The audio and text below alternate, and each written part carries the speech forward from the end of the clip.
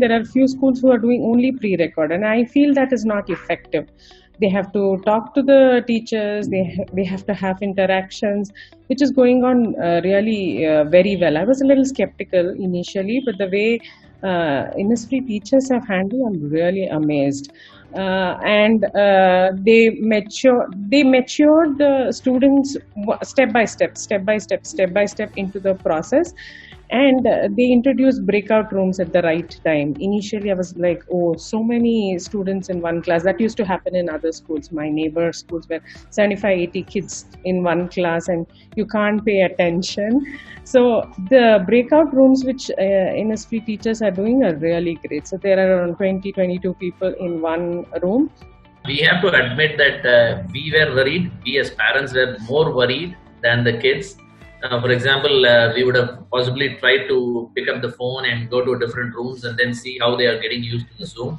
And during those times, they were really, not so attentive and all that stuff. But when the school started, I think it was just like a breeze for them. And I really don't know. I mean, the worry was more on parents than on the kids, because the kids were very easy to go through this transition. Kids, I think, may be okay because they are in this latest generation with all the devices at their disposal. So the screen and internet, and then both from good and bad things that they are already exposed to. The teachers are, I'll say they are exemplary in their way of how they are communicating to these kids. It's too good. I mean, I don't know what kind of trainings you guys have given. I work in an MNC, and so our company is in the work of communication. So we communicate a lot. But then this, I find it much better than what my company would have done as an MNC.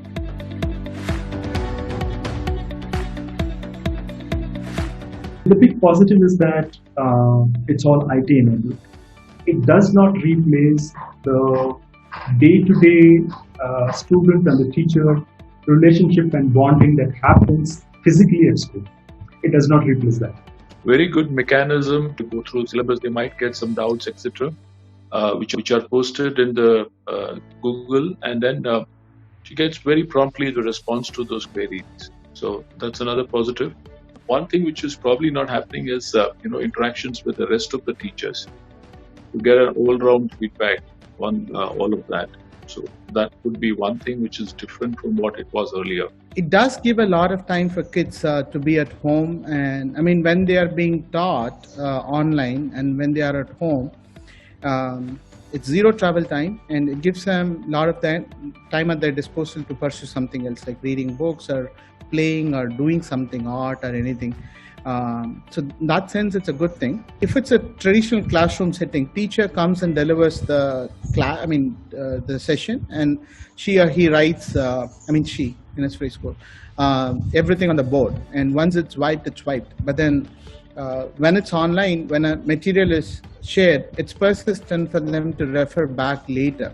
Although that physical love is not there, that physical attention is not there, but still I feel that even in the virtual platform, the kids are actually feeling that so-and-so madam's the classes is there, or I want to show myself about activities, something like planting of trees, very simple things. It may not be a very big kind of thing, but then it is all simple things.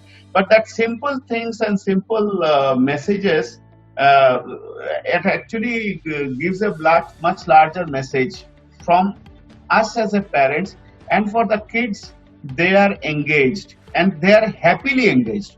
To be very honest, we were a bit worried about the attention span that the kids will get from the teachers. And I think they really use the features of the virtual classrooms tools really well. The only concern is probably their, extracurricular, in the sense the physical activity. That is a concern. Right now we are not able to send them out at all.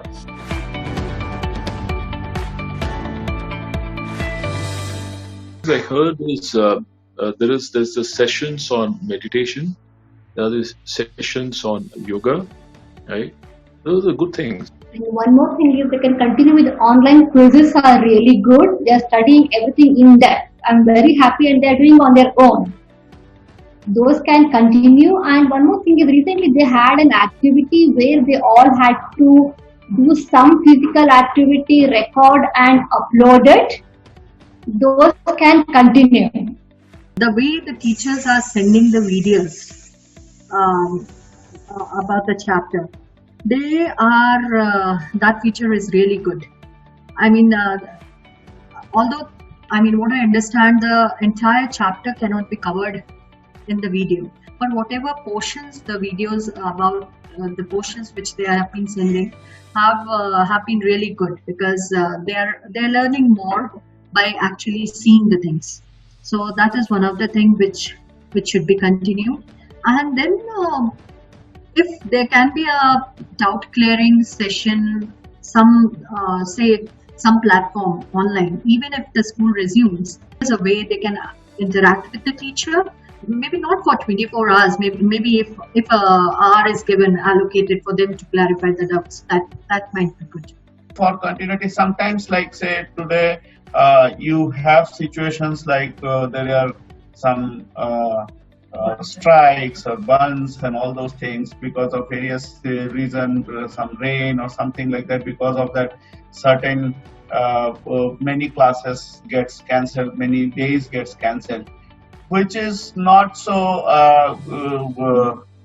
great situation for the upper level kids. So for that situation, in those kind of situations, probably this online can be a backup option for maybe a day or two or all those things.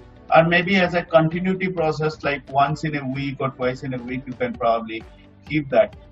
Yeah, you should keep it because it gives a flavor of the other way of interaction. Given the infrastructure issues we have got at Bangalore, I would say first thing is to actually be able to have mix of both.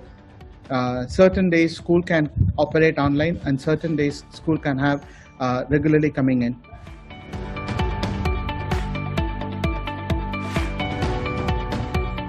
It has been really good and we really appreciate the efforts the teachers are putting.